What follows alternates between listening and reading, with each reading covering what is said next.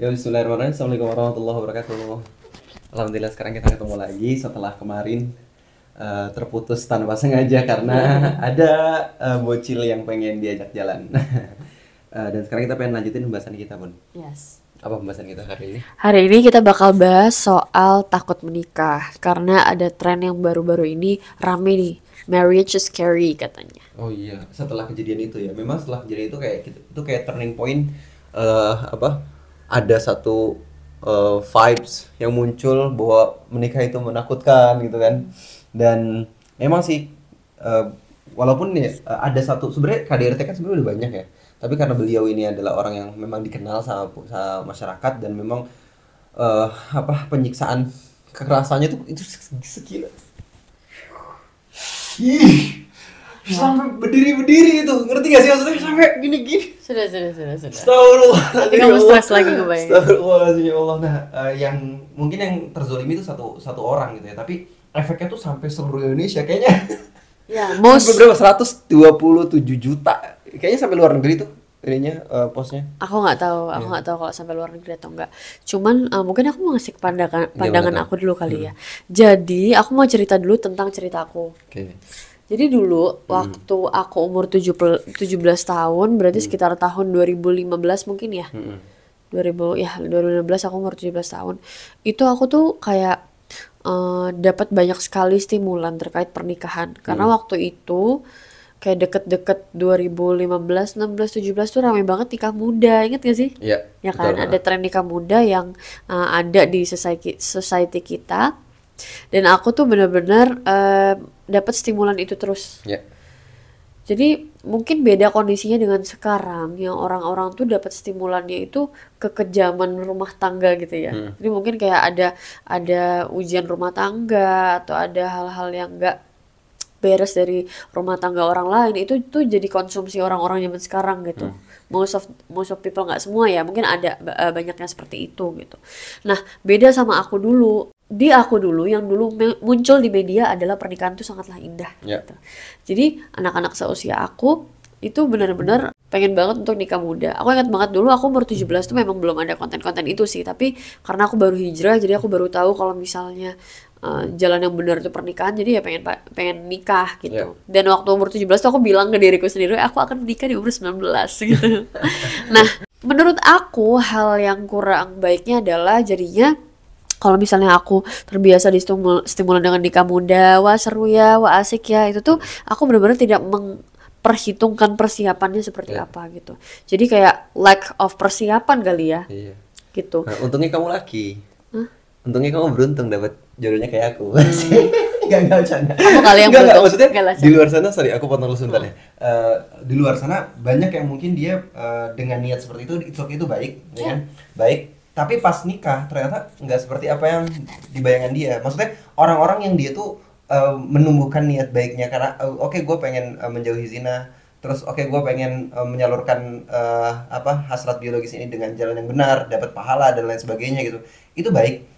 Cuman maksudnya kita kan ke-trigger sama, maksudnya ada contoh-contoh di society kita bahwa ternyata mereka bisa kok nikah muda dan bertahan sampai sekarang gitu. That's good. Tapi maksudnya gini, itu yang kita lihat yang bertahan. Oke. Tapi aku merasa kayak lebih banyak lagi orang yang tanpa persiapan nikah akhirnya nggak survive di pernikahannya, itu sedih. Oh ya, lanjut, sorry. Iya, oke. Jadi, iya. Jadi intinya kayak lack of persiapan itu juga nggak baik seperti aku dulu. Dan waktu aku umur 19, apa? Bercanda. Apa? Orang tahu kok. Kamu serius. Jijik banget. Iya, pokoknya tapi setelah aku umur 19 itu ya aku tahu banget aku nggak siap gitu. Dan aku mulai membicarakan itu sama orang tua gitu. Karena kan semua tuh harus by orang tua verifikasi. Salah satu verifikasi. Ya semua harus pintu gerbang ridho aku ya orang tua saat itu gitu. Dan orang tua aku mungkin sekiranya bisa menilai apakah aku siap atau enggak gitu. Jadi omongan aku waktu umur 17 tuh kayak asbun aja tanpa pemikiran panjang gitu. Jadi yang aku lihat kalau dulu orang itu berlomba-lomba pengen nikah muda, pengen cepat nikah segala macamnya, karena stimulannya saat itu memang banyak terkait nikah muda gitu. Walaupun tidak diseimbangi dengan konten-konten persiapannya, menurut Iya, aku iya, ya. iya, benar, benar, benar. Heeh. Terus kalau sekarang yang aku lihat banyak Berubah tuh, sih, ya banyak berubah. sih tentang nikah muda atau tentang pernikahan ya, Iya. nggak spesified nikah muda. Banyak sih tentang pernikahan, tapi lebih disorot itu menurut aku sekarang kebanyakan yang Yang menyakitkannya. menyikatunnya. Sehingga adalah satu tren yang tadi kita obrolin, marriage is scary. Which means satu tren atau sesuatu yang viral itu kan tren ya, dalam hal ini tren ya, itu tuh kan bisa ada karena most of the society pemikirannya sama, Ya, maka betul. terbentuklah sebuah tren Ya, gitu. relate, Berarti relate, relate. relate Share, gitu. share, share gitu orangnya. Share. Akhirnya ya memang bisa kita lihat ya, zaman sekarang itu banyak banget momoknya gitu. Orang lebih mikir daripada dulu. Iya, benar. Which is good kalau Ya, mikir. bagus. Tapi kalau misalnya semua hal-hal yang nggak ngenakin itu jadi apa ya? Jadi momok sehingga orang tidak mau menikah, itu ya nggak gitu juga Ya, gitu. benar. Makanya that's why dalam keadaan yang orang semangat banget pengen nikah, atau dalam keadaan orang nggak mau banget untuk Memudah-mudahkan menikah, nikah, enggak bukan, iya. nggak mau banget untuk menikah, itu penyeimbangnya adalah dua-duanya ilmu. Iya, benar, Gitu. betul. Jadi even trennya berganti ya, dari yang tadinya mau nikah semua jadi sekarang nggak mau nikah semua, itu semua harus diimbangi pakai ilmu sih. Dan ilmunya tuh seperti apa sih? Kalau aku ngambil sudut pandangnya, tentu aja di Islam itu kayak gimana. Karena kayak kalau di Islam ya, syarat-syarat Islam tuh kan, kalau misalnya syarat kita berislam tuh kan asyhadu alla ilaha illallah, asyhadu anna muhammadar rasulullah, aku bersaksi gak ada sesembahan yang patut disembah selain Allah gitu. Berarti ya aku harus ngikutin Allah maunya kayak gimana gitu. Oke. Dan itu bisa kita baca dari bagaimana Allah nurunin keinginannya Allah dalam hukum-hukumnya Ya. gitu. Kayak gitu. Jadi harus diimbangin sih sama ilmu. Kalau enggak kita bakal terus-terusan merasa dikejar-kejar, kita bakal terus-terusan ngerasa kayak takut gitu. Ya, roja dan khauf. Iya, benar. Jadi setelah kasus itu kan ayah sempat ngeriak kan. Nah, itu tuh banyak banget Bun di DM ayah masuk tuh cerita tentang wah, Kak, aku juga sebenarnya pernah ngalamin kekerasan kayak gini Kak, gitu kan. Terus gimana Kak? Itu nggak bisa aku balesin, karena gimana bisa aku balesin? Aku kan aku kan cuma 24 jam gitu. Dan yang DM tuh banyak banget. Ada yang pernah dicekek, pernah dibanting. Dan dia sampai ngirimin ke ayah waktu muka dia tuh memar, berdarah. Perempuan Iya, apa laki-laki? perempuan. Dan itu banyak banget ternyata. Dalam hatiku, ya Allah, bener-bener deh. Itu baik lagi ya kalimatnya Ustadz Felix tuh bener kayak apa? Memang nggak nikah itu lebih baik dibandingkan kamu tuh ketemu sama orang yang bangsat gitu. orang yang nggak bener gitu. Karena itu bakal nimbulin trauma buat diri kamu, trauma buat anak kamu dan lain sebagainya. Tapi ya, kalimat itu bukan untuk ngajak kita tuh ya udah kalau gitu nggak usah nikah. Bukan. Fokusnya adalah ayo sama-sama kita perbaiki. Ya, kita siapin ilmunya gitu. Nah, yang tadi Bunda bilang tentang ilmu, tentang bagaimana kita menghadapi menyikapi ini, itu adalah dengan khauf dan roja yang tadi Bunda sempat mention, ya kan? Khauf itu artinya adalah takut, roja itu artinya adalah harap gitu ya. Jadi dalam hal apapun, kalau yang dia tuh terlalu berharap banget dan gak ada rasa takutnya sedikit pun, dia biasanya akan menyepelekan satu ibadah atau enggak menyepelekan banyak hal gitu. Contoh misalnya, kan Allah Maha Penyayang, kan Allah Maha Pengampun. Ya udahlah, maksiat lagi nggak apa-apa, Allah Maha Pengampun, maksiat lagi gitu kan. Itu kalau dia nggak punya rasa takut ya. Kalau dia nggak punya rasa takut, Atau rasa harapnya nomor satu gitu ya. Rasa harapnya terlalu besar. okay. Jadi terlalu mudah-mudahkan. Oke. Dan ada juga tipe orang yang, nah sekarang tuh berada gitu kan di tahun 2000 pada saat kamu 17 tahun itu loh. Itu vibes-nya tuh terlalu mudah-mudahan. Terlalu mudah-mudahan. Nah sekarang vibes-nya itu kita lihat mengarah kepada terlalu ketakutan. Yaitu kita terlalu khauf gitu, terlalu takut, sehingga kalau misalnya orang yang terlalu takut, dia akan dia nggak akan pernah punya harap dan dia nggak akan pernah bisa berubah. Contohnya misalnya kita ada orang yang berdosa, ya Allah gue pernah begini, aku pernah begini, ngelakuin dosa ini diakuin tuh, tapi kayaknya aku udah terlalu busuk deh, aku udah terlalu nggak bisa deh kayaknya gue berubah nih, udah jadi habits, udah kayaknya bakal diulang, udah pernah tobat tapi ngelakuin lagi gara-gara nggak ada harap. Akhirnya dia nggak pengen yang namanya tobat. Oke. Ya kan? Jadi semua itu butuh seimbang Oke. gitu. Ya nggak, Bun? Oke. Berarti kalau misalnya orang itu milih stuck di situ aja, Heeh, maka ya mereka nggak akan berubah, mereka nggak betul. akan melangkah gitu ya. Mhm. Oke. Ini pendidikan generasi banget sih. Ya. Maksudnya fenomena-fenomena kayak gitu bener-bener mendidik kita secara nggak langsung. Tinggal kita bisa ngelihat mau mau kita tuh mau stay di mana, ya kan? Kita udah ngalami sisi yang terlalu memudah-mudahkan, sekarang kita dapat sisi yang terlalu menakutkan. Ayo jangan di kedua sisi tersebut, tapi di tengah-tengah. Makanya Allah aja ngajarin kita kan untuk punya harap terhadap surga dan takut terhadap neraka. Allah nggak cuma ngancam-ngancam, wah yo ada neraka lo, tapi kasih Iya. harapan surga gitu. Nah sama dalam kasus pernikahan pun begitu. Iya kita tahu bahwa kita pun ngerasain pun ya kita 4 tahun pengen menjalin ke 5 tahun pernikahan. Apakah di rumah tangga kita tuh selalu yang namanya adem romantis? Apakah begitu? Enggak kan? Enggak. Enggak kan? Tapi karena kita tahu bahwa esensi dari menikah ini adalah ibadah, kita marahan, kita cekcok, itu juga bagian dari ibadah kan sabar. Aku bersabar sama kamu bersabar sama aku. Kalau misalnya kita lagi dalam keadaan happy, aku bersyukur, kamu bersyukur sama aku bersyukur sama kamu, dan itu jadi ibadah. Nah, gimana caranya kita tuh bisa dapet ilmu itu sehingga pada saat kita menikah semuanya tuh bisa di handle dengan baik gitu. Iya. Walaupun sampai sekarang pun kita masih belajar kan, Wi? Sangat, it's a Sangat-sangat very belajar. long way process sih. Iya, aku kalau ngobrolin soal pernikahan itu, memang tadi aku juga ngobrol sama Umi Suki ya. Umi Suki itu salah satu pakar parenting yang kita suka tanya ya, konsul gitu. Jadi Umi Suki menyampaikan sih bahwasanya kalau misalnya terkait pernikahan atau nggak usah pernikahan deh, faktor utama yang harus dilurusin dulu itu kan bukan cuman kayak parentingnya gitu. Ya. Kayak misalnya udah marriage ya, itu bukan parentingnya aja tapi dimulai dari jomblonya justru. Yes, betul. Dan semua kuncinya itu ada di laki-laki. Ya, iya benar banget. Oh, jadi laki-laki. Karena laki-laki itu kayak mereka petaninya lah ya. Mereka yang menaruh Benih. benih gitu. Perempuan itu ladangnya gitu dalam tanda kutip ya.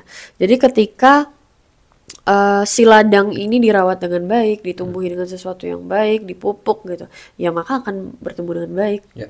Sementara kalau misalnya petaninya aja udah nggak bener dari awal, maka ya ladang itu nggak akan terurus dengan baik, bisa jadi kayak gitu. Jadi it all started with men, makanya cowok tuh tanggung jawabnya luar biasa Iya, sih. bener. Allah kasih. Ih, ya Allah serem banget. Makanya itu kan juga sebenarnya reverse ke kalimat statement aku di video sebelumnya bahwa kalau kalau perempuan itu salah, itu tetap salah laki-laki. Laki-laki salah, istri juga ikut salah. Anak juga bisa jadi kedampak kesalahannya, ya kan? Iya. Tapi kalau anak sama istrinya nggak bener, itu tetap salah laki-laki. Iya, Tetap lu kan lu pemimpinnya gitu kan. Iya, terus Wah, jadinya dilema kalau banget. misalnya kalau misalnya kita tahu semuanya itu dimulai dari masa lalu, jadi ketika kita melihat kasus-kasus kayak gitu, sebenarnya kita juga harus cek background laki-lakinya seperti apa, Iya. bagaimana dia dibesarkan oleh orang tua yang dulunya itu seperti apa, kayak gitu loh. Iya. Jadi kayak nyambung terus aja beruntun, Ya benar. beruntun. Nah, minimal kalau misalnya kamu tuh kita nggak tahu ya bahwa di luar sana banyak banget mungkin yang orang tuanya juga sudah menjadikan ribut itu sebagai culture-nya dia gitu. Ya udah sampai kayak biasa, tapi Penyelesaian ya ya. penyelesaian. Nah, maksudnya kita tahu bahwa di luar sana ada banyak orang yang mengalami trauma-trauma kayak gitu. Tapi ingatlah, coba kita tuh jadi pemutus dari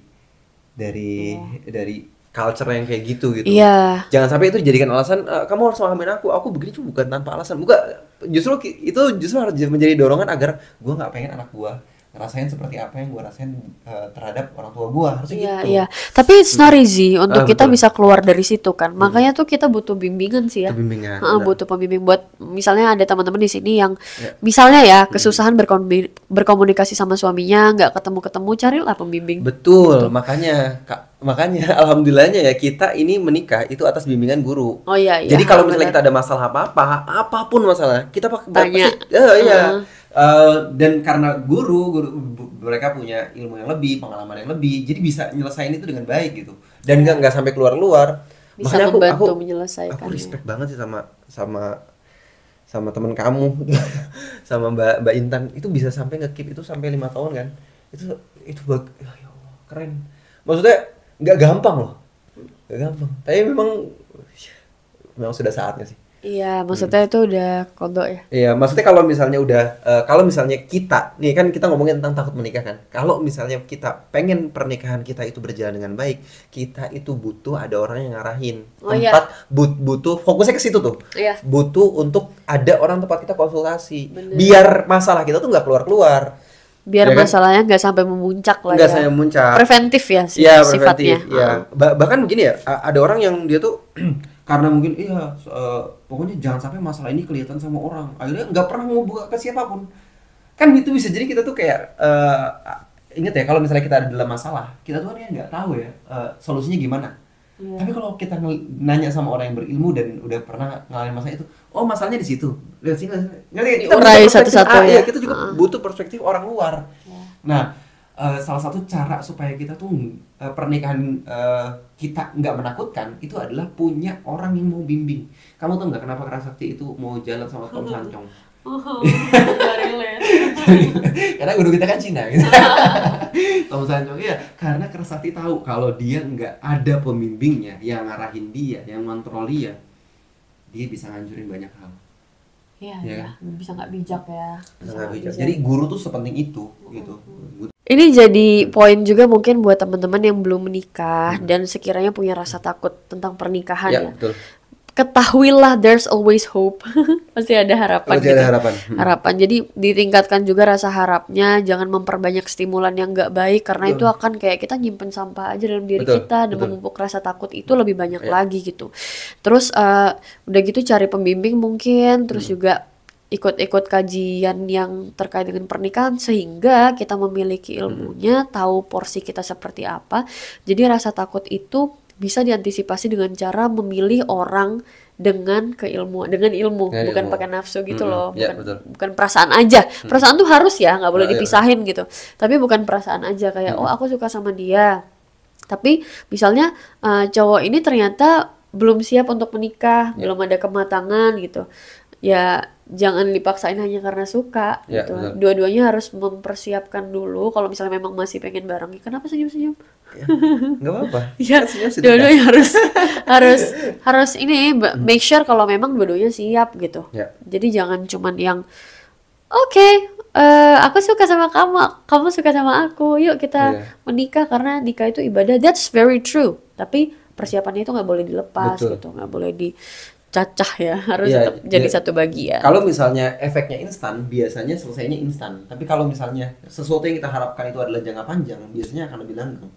Ngerti nggak sih? Kalau misalnya, oh ya aku pengen, Gitu ya. iya dong, iya nggak sih? Gitu ya? Segala sesuatu coba ya, segala sesuatu ya, yang kalau misalnya kita dapet instan, itu pasti buruk buat masa depan kita. Dan segala sesuatu yang kita itu bersabar nahan untuk sesuatu yang jangka panjang, pasti efeknya bagus buat kita.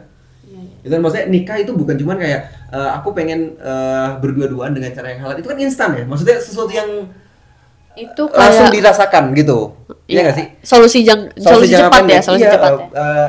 ini sebenarnya pembahasan di topik yang lain sih. Tapi intinya gitu, kalau misalnya kamu tuh cuman pengen dapat sesuatu yang instan, itu tuh bertahannya sebentar gitu. Nah, gunanya kita belajar itu untuk kita tuh dapat kira-kira kalau gua sama dia itu efek jangka panjangnya apa ya, gitu. Oke. Jadi bukan cuman ngomongin tentang kepuasan biologis gitu, bukan cuman pengen berdua-duaan. Ya itu ibadah, tapi ada nggak sesuatu yang buat aku tuh jalan sama dia lama, panjang gitu. Nah, efek itunya yang perlu dibahas. Itulah gunanya ngaji. Dan kalau aku pribadi ngomongin tentang ini ya, ngomongin tentang takut ya, marriage is scary gitu kan, menikah itu menyeramkan.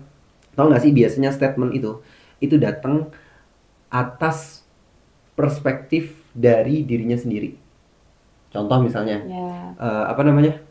Ada orang yang punya, nih statementnya serem banget sih, tapi aku nggak bisa nyalahin. Ini pernah kita bahas waktu kita di mobil. Oh ya gimana? Yang ini Bun, yang apa? Lu jangan punya anak. Kalau lu miskin lu jangan punya anak karena lu pasti kriminal. Gimana ya? Bukan. Jangan punya anak kalau lu miskin. Kalau lu punya anak dan lu miskin, lu kriminal gitu. Karena lu pasti menzalimi anak lu. Oke. Itu kan kayak, aduh, nah biasanya orang yang punya statement kayak gitu, dia tuh punya pengalaman terhadap masa lalunya. Jadi dia mengeluarkan state kayak gitu. Oh ya. Tahu nggak sih Zule? Ada kekecewaan terhadap dirinya, dari dirinya terhadap dunia gitu. Betul, betul. Nah sama kayak misalnya statement marriage is scary gitu kan. Menikah itu serem. Nah, akan ngerasa relate sama orang yang benar-benar ngerasain bahwa pernikahan ini sehancur itu. Oh iya. Paham gak sih? Berarti orang itu kan ngomong bisa nge-state State, kayak gitu karena informasi yang dia dapatkan seperti Betul, itu betul, gitu. heeh. Dan manusia itu terbatas sama informasi yang dia punya. Dia punya betul banget, makanya ya. Jadi kalau misalnya yang aku punya adalah informasi di kepalaku adalah dan yang aku lihat setiap hari adalah Ketakutan. pernikahan itu menyakitkan, bikin Merepotkan. susah, merepotkan, serem gitu ya. Dan ya dia akan ngomong kayak gitu karena yang Betul. dilihat cuman itu gitu Betul ya. banget, gila, Ya gila. stimulan guys. Iya benar. Stimulan. Nggak salah gua milih istri aku yang sekarang ini. Apa Kenapa? sih? Iya, karena salah satu kriterianya adalah dia harus cerdas. Ya udah. Amin. Karena genetik kecerdasan tuh katanya dari Asal dari ibu. lempet-lempet. Iya. Nah, bener balik lagi ke yang takut menikah tadi. Jadi orang itu nge-state sesuatu itu biasanya dari masa lalunya dia, ya kan? Dan atau enggak dari apa informasi yang terbatas yang dia dapetin. Dan aku termasuk orang yang percaya bahwa hidup kita itu seperti apa yang kita pikirkan dan kita rasakan. Kalau yang kita pikirin menikah itu adalah sesuatu yang sangat menyeramkan, itu akan terjadi. Dan kalau kita merasa berpikir dan itu terus stimulan, bener-bener pernikahan itu akan seram dan akan susah. Tapi kalau kita mengubah pemikiran kita bahwa nikah ini adalah sebuah ibadah, nikah ini adalah sebuah amal untuk kita, nikah ini sesuatu yang buat kita tuh akan lebih jauh berkembang gitu, ngerti gak sih? Kita akan naik level, kita akan bisa punya menggapai visi lebih panjang dan lain sebagainya gitu ya. Itu juga yang akan terjadi sama hidup kita. Amin. Bukan. Makanya Allah bilang sesungguhnya aku bersama prasangka hambaku. Oh. Ngerti gak? Allah udah state bahwa pernikahan ini adalah ibadah, ya kan? Sesungguhnya Allah menjadikan laki-laki dan perempuan, langit dan bumi gitu kan, semuanya berpasang-pasangan, dan aku jadikan kalian berpasang-pasangan juga, dan itu adalah ayat-ayatku. Itu langsung perintah dari Allah kan, ya kan? Allah udah kasih tahu bahwa pernikahan itu adalah ibadah, dan kalau misalnya kita ngelihat ibadah itu sebagai sesuatu yang menakutkan, itu benar jadi menakutkan. Harusnya kita melihat itu sebagai kesempatan untuk kita dapat cintanya Allah. Iya, Iya gak sih? Jadi hati-hati sama apa yang kamu ucapin, hati-hati sama apa yang kamu pikirin, hati-hati sama apa yang kamu rasain. Kalau kita dapat sesuatu yang buruk, itu harus buat kita istighfar, buat kita istirja, innalillahi wa inna ilaihi raji'un, terus minta perlindungan sama Allah. Ya Allah, jangan sampai aku kayak gitu. Berdoa, jadi semuanya baik, kita dapat baik. Ya. Iya, kita nggak pernah tahu. Kalau ada kejadian buruk, itu buat kita muhasabah. Kalau ada kejadian baik, itu buat kita termotivasi. Jadi kurang-kurangin lah yang namanya konten-konten yang atau enggak orang-orang yang bercerita hidupnya tuh dalam pernikahan tuh hancur terus, jangan. Tapi jangan tutup mata ya. Betul, iya. Fokusnya biasanya bukan tutup mata. Baik lagi ke tengah, jangan terlalu harap, jangan terlalu takut, di tengah lagi. Ilmu itu gunanya untuk itu. Nah, maksud aku ngomongin tentang mindset kita nih, kepala dan pikiran dan perasaan kita itu jangan di kiri, jangan di kanan, tapi di tengah-tengah. Gimana caranya? Nah, posisi kita di tengah-tengah itu nggak mungkin bisa kita dapat kecuali kita pakai ilmu. Yuk ngaji. Assalamualaikum warahmatullahi wabarakatuh. Jumatan. Bye. Ini juga terputus karena sesuatu ya. Bye. Nanti kita lanjutin ya.